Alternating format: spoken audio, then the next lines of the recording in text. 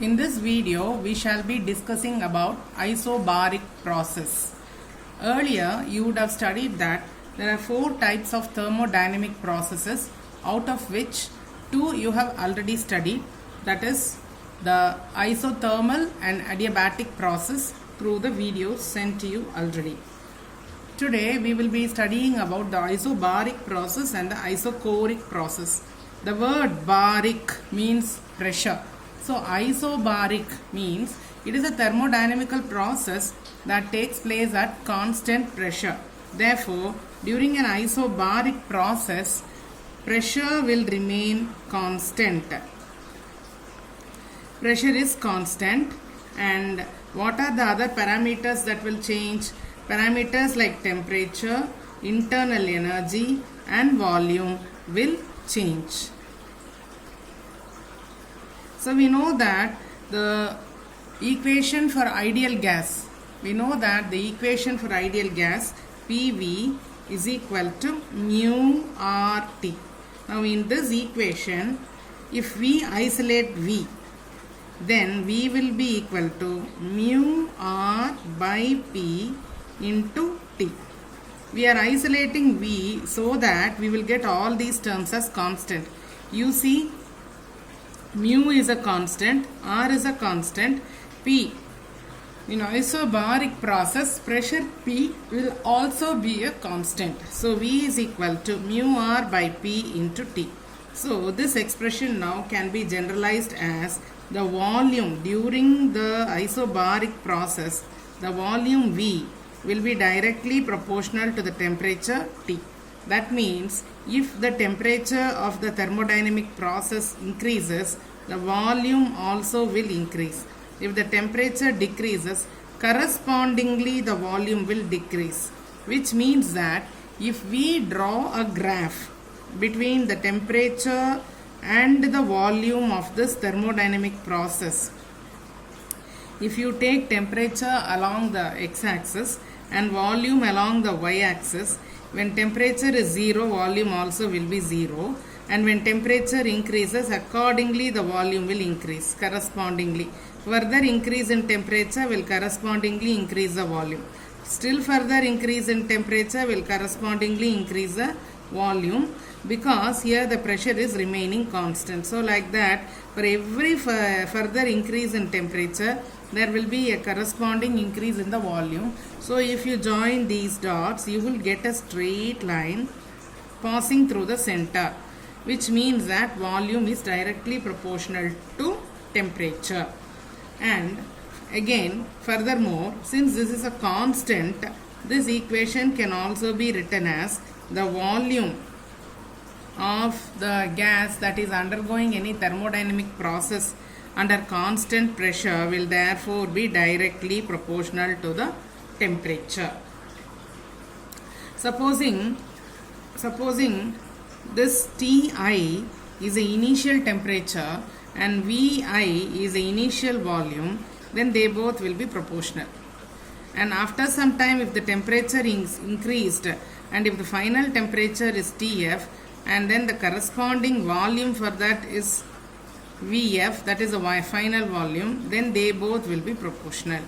Which means that Ti by Vi will be equal to a constant. What is that constant? That constant is nothing but mu R by P. Similarly, Tf by Vf will also be equal to the same constant, that is mu R by P.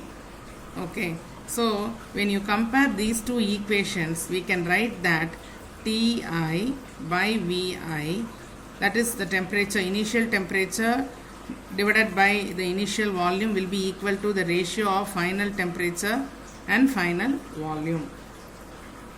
This equation we are able to arrive based on the fact that volume is directly proportional to temperature. It is based on this fact. Okay. Now example for isobaric process. Is open cooking. That is when you cook anything keeping the vessels open, what will happen? when they boil, the temperature increases and then the volume also increases in the vessel. Volume of the liquid increases in the vessel. You can see the liquid or the food item in the vessel boiling and rising up. So the volume increases with temperature, but the pressure on top of that cooking material, whether it is a liquid or a semi-liquid, whatever is that, the pressure on top of that cooking food item will be equal to the temperature, will be equal to the pressure of the atmosphere. So keeping the pressure constant when we cook, volume increases with temperature. So cooking in the open is one example for isobaric process. Now when we draw, if we draw a PV diagram for this isobaric process, it will be like this. See, if you take pressure along the y-axis, and if you take the expansion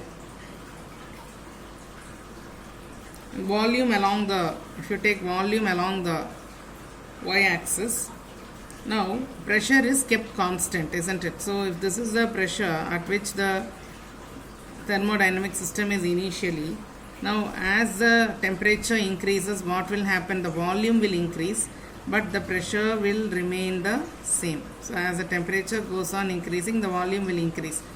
So in this case,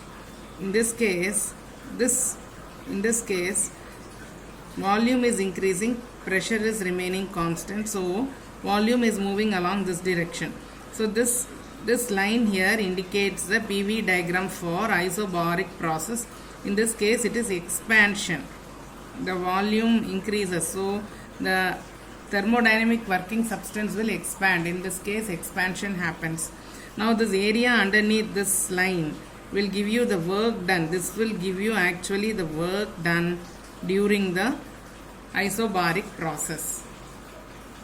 Now you can draw another curve that is for compression. That is, if you compress the gas or the thermodynamic working substance under constant pressure, the initial pressure will be here. Supposing this is the initial pressure and this will be the initial volume, and we are compressing it, we are taking away the heat from the system, so the volume will be slowly decreasing, but the pressure will remain the same. That is, this is the value of the pressure, this will be the initial volume, this will be the final volume. Here this will be the initial volume, this will be the final volume. It works along this direction. Here, since it is compression, it is working along this direction, and if this will be the initial volume and this will be the final volume, and this is the area underneath the curve for isobaric compression. So this is compression, and this area underneath this curve will give you the work done during the isobaric process. Okay.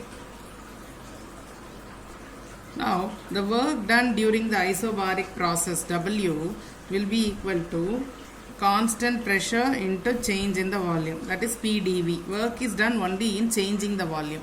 Therefore work done, W, will be equal to P dot dV.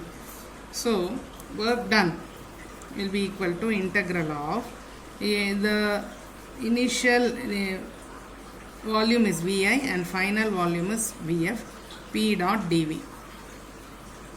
Since P is constant, it can be taken out, so work done W will be equal to P into, if you integrate dV, it will be V, so within the limits Vi to Vf, or W is equal to P into Vf minus Vi, where Vf is the final volume and Vi is the initial volume.